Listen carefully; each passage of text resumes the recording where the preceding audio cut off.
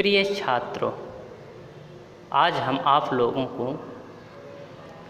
विनय के पद का दूसरा पद पढ़ाने जा रहे हैं। दूसरा पद इस प्रकार है। हमारे प्रभु अवगुण चित्त न धरो, हमारे प्रभु अवगुण चित्त न धरो। समदर्शी है नाम तुम्हारो, समदर्शी है नाम तुम्हारो।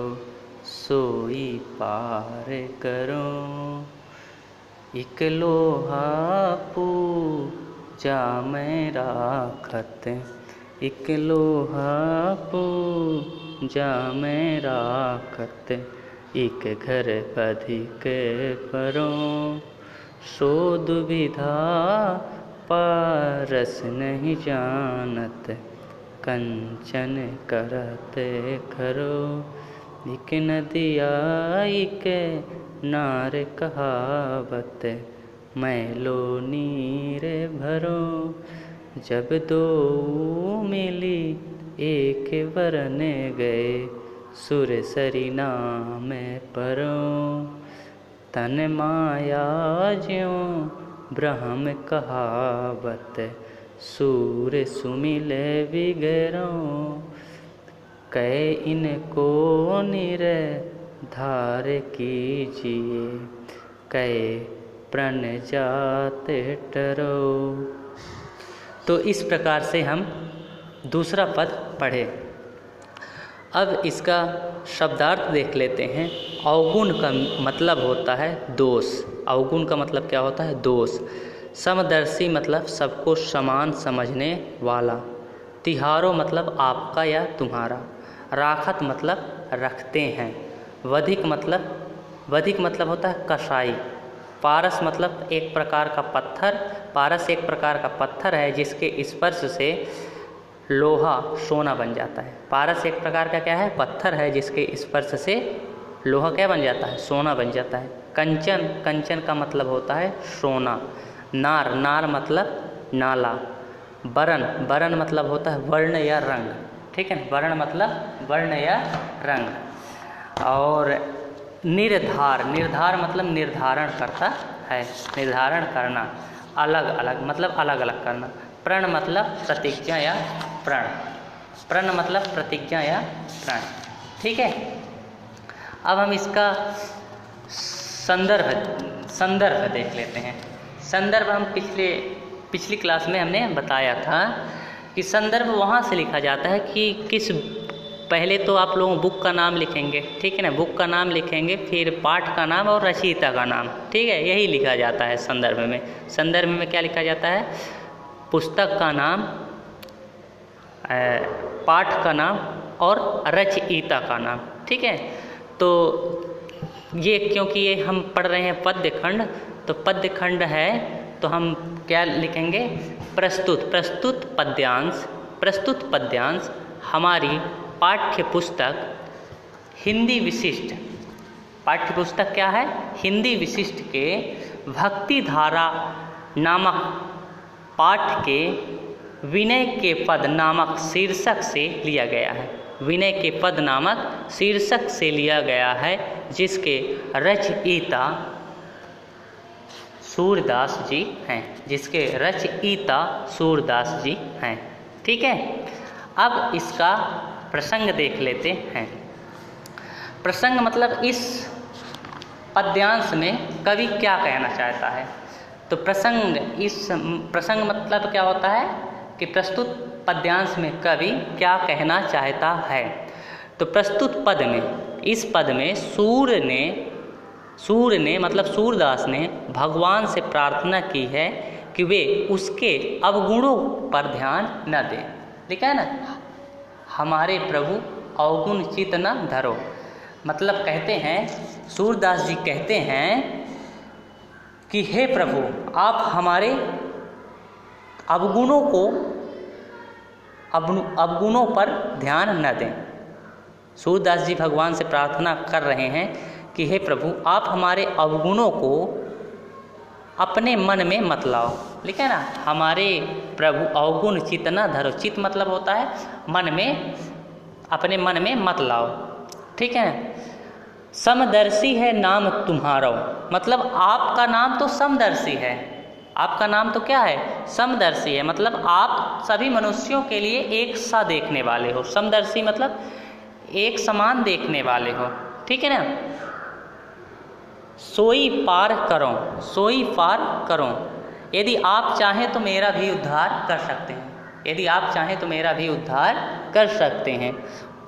उदाहरण देते हुए कहते हैं, एक लोहा पूजा में राखत। एक लोहा पूजा में रखा जाता है और एक लोहा घर वधिक परौं। एक घर वधिक परौं मतलब एक कसाई के घर मांस काटने के काम आता है, लेकिन सो दुविधा पारस नहीं जाता। उसी तरह जैसे सो दुविधा पारस नहीं जाता, मतलब पारस पत्थर इस दुविधा को नहीं देखता।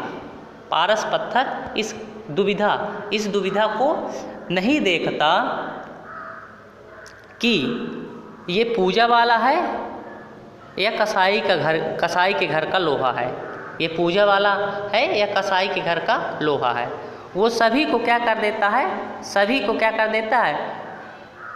को मतलब ये एक लोहा पूजा में रखा, जो पुजारी के यहाँ रखा जाता है और एक बधिक के घर में होता है, तो वो सभी को क्या कर देता? पारस पत्थर दुविधा अंतर नहीं देखता, अंतर नहीं देखता। दोनों को क्या कर देता है? दोनों प्रकार के लोहे को क्या बना देता है? सोना बना देता। कंचन करत खरो मतलब लोहे को खरा सोना बना देता है। कंचन करत खरो। ठीक है ना। उसी प्रकार एक नदिया एक नार कहावत। उसी प्रकार एक नदी का पानी होता है और एक नाले का पानी होता है। एक नदिया एक नार कहावत। उसी प्रकार एक नदिया का पानी होता है और एक नाले का पानी होता है। लेकिन जब ये दोनों मिलकर, लिखा है ना, मैलो नीर भरो, जब ये दोनों मिल जाते हैं तो एक रंग के हो जाते हैं। क्या हो जाते हैं? एक रंग के हो जाते हैं। तो इनका नाम क्या पड़ जाता है? लिखा है ना, जब दो मिल एक वर्ण है। जब दोनों मिल जाते हैं तो एक वर्ण, एक रंग के। वर्ण मतलब यहाँ क्या होता है? रंग के हो जाते हैं। तो इनका नाम क्या पड़ जाता है? गंगा पड़ जाता है। सूर्य सरी नाम परो। ठीक है ना, मतलब गंगा पड़ जाता है। उसी प्रकार यह शरीर माया है। यह शरीर माया है। लिखा है ना, तन माया ज्यों ब्रह्म कहावत। उसी प्रकार यह शरीर माया है और जीव ब्रह्म का अंश कहलाता है। लिखा है ना, ज्यों ब्रह्म कहावत। जो जीव है वो क्या कहलाता है? ब्रह्म का अंश कहलाता, भाग कहलाता है। सूर्य सुमिल विगारों। ठीक है ना। अब यहाँ कहता है यह जीवात्मा माया से मिलकर बिगड़ गई है। ठीक है ना। जो शरीर है वो जीवात्मा है, वो माया से मिलकर बिगड़ गई है। इसलिए हे भगवान, या तो इसका निर्धारण कीजिए, इनको निर्धार कीजिए। हे भगवान, या तो इसका निर्धारण करके अलग अलग कर दीजिए, नहीं तो आपकी पतित पावन और समदर्शी होने की प्रतिज्ञा समाप्त हो जा रही है। लिखा है ना, इनको निर्धार कीजिए, प्रण जात टरों। ठीक है ना। समझ में आया? सूरदास जी भगवान से प्रार्थना करते हुए कह रहे हैं कि हे प्रभु, आप हमारे अवगुणों को मत मन में लाओ। हमारे अवगुणों को आप अपने मन में मत लाओ। आपका नाम तो समदर्शी है। अर्थात आप सभी मनुष्यों के लिए एक सा देखने वाले हो, मतलब एक समान देखने वाले हो। यदि आप चाहें तो मेरा भी उद्धार कर दें। यदि आप चाहें तो मेरा भी उद्धार कर दें। ठीक है ना। उदाहरण देते हुए कहते हैं कि एक लोहा पूजा में राखत। जिस पर एक लोहा पूजा घर में होता है और एक लोहा एक घर वधिक परौं, एक कसाई के घर में होता है जो मांस काटने का काम में आता है। सो दुविधा पारस नहीं जाता है, मतलब पारस पत्थर इस दुविधा को नहीं देखता कि ये पूजा का लोहा है या कसाई के घर का लोहा है, वो तो दोनों प्रकार के लोहे को क्या बना देता है, खरा बना देता है, खरा सोना बना देता है। क्या बना देता है, खरा सोना बनाता है। उसी प्रकार एक नदी का पानी होता है और एक नाले का पानी होता है, जब ये दोनों मिलकर एक रंग के हो जाते हैं तो इनका नाम क्या पड़ जाता है, गंगा पड़ जाता है। अब अंत में कहते हैं ये शरीर माया है, ये शरीर क्या है, माया है, और जीव ब्रह्म का अंश है। जीव क्या है, ब्रह्म का अंश है। ये जीवात्मा, ये जीव जो है माया से मिलकर बिगड़ गई है। जीव किससे मिलकर बिगड़ गई है, माया से मिलकर बिगड़ गई है। इसलिए आपसे प्रार्थना करता हूँ, हे भगवान, या तो इसका निर्धारण करके अलग अलग कर दीजिए, नहीं तो आपकी पतित पावन और समदर्शी होने की प्रतिज्ञा समाप्त हुई जा रही है। ठीक है, समझ में आया। अगला है मौसम कौन कुटिल खलकामी, तुम सौ कहा छिपी करुणा में सबके अंतर्जामी। मौसम कौन कुटिल खलकामी, तुम सौ कहाँ छिपी करुणा में सबके अंतर्जामी। जो तन दियो ताहि विसरायो, जो तन दियो ताहि विसरायो, ऐसो नोन हरामी। भरी भरी द्रोह विरसय को धावत, भरी भरी द्रोह विरसय को कौ धावत। जैसे सूकर ग्रामी, सुनि सतरंग होते जिए आलस, सुनि सतरंग होते जिए आलस। विषयिन संग विसरामी, श्री हरिचरण छाण विमुखनि की। निसी दिन करत गुलामी, पापी परम अधम अपराधी। सब पति तनि मैं नामी, सूरदास प्रभु अधम उदाहरण। सुनिए श्रीपति स्वामी, सुनिए श्रीपति स्वामी। इसका शब्दार्थ देख लेते हैं। सम मतलब क्या होता है, सम मीन्स होता है, मतलब होता है समान। कुटिल मतलब टेढ़ा, कुटिल मतलब टेढ़ा। खल मतलब होता है दुष्ट, खल मतलब दुष्ट। कामी का मतलब होता है विषय भोग में डूबना, विषय भोग में डूबा हुआ। करुणामय मतलब भगवान। अंतर्जामी मतलब हृदय की बात को जानने वाला। ताही मतलब उसी को, ताही मतलब क्या होता है, उसी को। बिसरायो मतलब भूल गया। नोन हरामी मतलब नमक हरामी। विष कौ धावत, ठीक है ना, विष कौ धावत। विषय को धावत का मतलब क्या होता है, विषय वासनाओं की ओर दौड़ना, ठीक है ना, विषय वासनाओं की ओर दौड़ना। सूकर ग्रामी का मतलब तो गांव का सुअर, गांव का सुअर। सूकर गामी का मतलब क्या होता है, गांव का सुअर, ठीक है। विषयनि संग विश्रामी का मतलब होता है विषय वासनाओं में डूब जाना। विमुखनी मतलब क्या होता है, विमुखनी मतलब होता है दुष्टों की। नामी का मतलब होता है प्रसिद्ध। अधम उदाहरण का मतलब नीच व्यक्तियों का उद्धार करने वाले। श्रीपति स्वामी का मतलब होता है भगवान श्री कृष्ण। अब इसका संदर्भ वही लिखेंगे आप लोग, संदर्भ वही लिखेंगे, ठीक है। प्रस्तुत पद्यांश हमारी पाठ्य पुस्तक हिंदी विशिष्ट के भक्तिधारा नामक पाठ के विनय के पद शीर्षक से लिया गया है। विनय के पद शीर्षक से लिया गया है, जिसके रचयिता सूरदास जी हैं। कौन है, सूरदास जी हैं, ठीक है, जिसके रचयिता सूरदास जी हैं। अब प्रसंग क्या है, इस पद में सूर ने अपने आप को कुटिल, खल एवं कामी बताते हुए संसार के सभी पापियों में सबसे बड़ा पापी बताते हुए अपने उद्धार की प्रार्थना कर रहे हैं। इसमें क्या कर रहे हैं, सूरदास अपने आप को क्या बता रहे हैं, कुटिल बता रहे हैं, खल बता रहे हैं, कामी बता रहे हैं, और बताते हुए संसार के जितने बस पापियों हैं उनमें से सबसे बड़े सबसे बड़ा पापी बताते हुए अपने उद्धार की प्रार्थना करते हैं। इसमें क्या करते हैं? अपने उद्धार की प्रार्थना करते हैं। ठीक है, तो व्याख्या देख लेते हैं। लिखा है मौसम कौन कुटिल खल कामी, मतलब सूरदास जी कहते हैं हे भगवान, मेरे समान कोई भी कुटिल खल और कामी नहीं है, कुटिल खल और कामी नहीं है, अर्थात मैं सबसे बड़ा पापी एवं कामी हूँ, सबसे बड़ा पापी एवं कामी हूँ। हे भगवान, आप करुणामय हैं।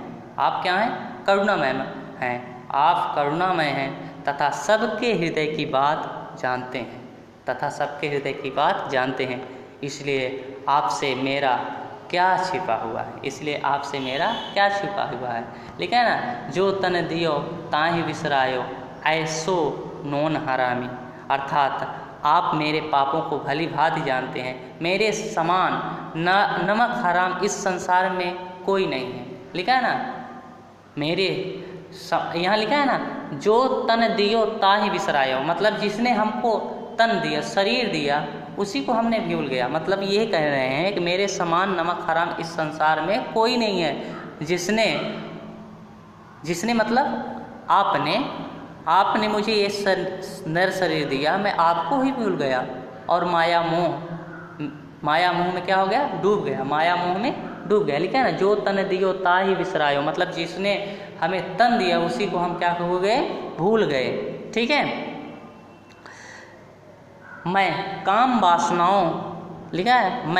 वासनाओं में इतना अंधा हो गया कि बार बार उन्हीं की ओर मैं दौड़ता रहता हूँ। लिखा है ना, भरी भरी द्रोह विषय को धावत, मतलब मैं काम वासनाओं में इतने निपुण हो गया कि उसी तरफ बार बार भरी भरी द्रोह विषय को धावत, कंटिन्यू मैं वहीं उसी तरफ क्या भा रहा हूँ?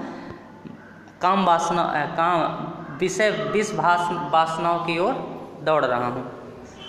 मैं काम वासनाओं में इतना अंधा हो गया कि बार बार उन्हीं की ओर दौड़ता हूँ। जिस प्रकार की गांव का सुअर गंदगी, लिखा ना, जैसे सूकर ग्रामे, जिस प्रकार गांव का सुअर गंदगी की ओर बार बार दौड़ा करता है। अपने आप को सूरदास जी कहते हैं कि आपने तो मुझे शरीर दिया और आपको ही मैं भूल कर कहाँ दौड़ रहा हूँ? विष की ओर दौड़ रहा हूँ, विष वासनाओं की ओर दौड़ रहा हूँ। ठीक है, मैं कितना गिरा हुआ व्यक्ति हूँ, सूरदास जी अपने आप को कहते हैं कि सत्संग की जब चर्चा होती है, लिखा है ना, सुनि सत्संग होए जिए आलस, मतलब कि मैं कितना गिरा हुआ व्यक्ति हूँ कि सत्संग की जब भी चर्चा होती है तो उसे सुनकर मुझे आलस्य आने लगता है। सुनि सत्संग होत जिए आलस, तथा विषय निसंग विश्रामी, मतलब तथा विषय वासनाओं में मेरा मन आनंद का अनुभव करता है। लिखा है ना, विषय संग विश्रामी, मतलब विष वासनाओं में मेरा मन आनंद का अनुभव करता है। ठीक है, अगला है श्री हरिचरण छाणी विमुखान की। लिखा है, मैं भगवान के चरणों को छोड़कर, लिखा है मैं भगवान के चरणों को छोड़कर रात दिन दुष्ट लोगों की गुलामी करता हूँ। ठीक है ना, निस दिन करत गुलामी, मतलब रात दिन उनका क्या करता हूँ? गुलामी करता हूँ। पापी परम अधम अपराधी, मैं महान पापी हूँ। ठीक है, पापी परम अधम अपराधी, सब पति तनि मैं नामी, मतलब मैं महान पापी हूँ तथा अधम अपराधी हूँ और सब पतितों में बड़ा, मतलब सभी पापियों में मैं बड़ा हूँ। हे करुणामय भगवान श्री कृष्ण, करुणामय मतलब क्या होता है? भगवान श्री कृष्ण। हे करुणामय भगवान श्री कृष्ण, आप तो अधम अर्थात पतित लोगों को उद्धार करने वाले हैं, अर्थात आप श्रीपति स्वामी भगवान हैं। क्या हैं? सब पतितन मैं नामी, आप तो सभी पतित लोगों का उद्धार करने वाले हैं।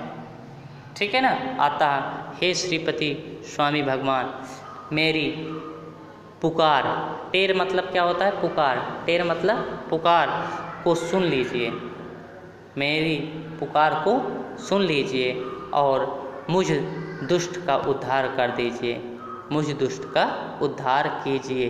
धन्यवाद।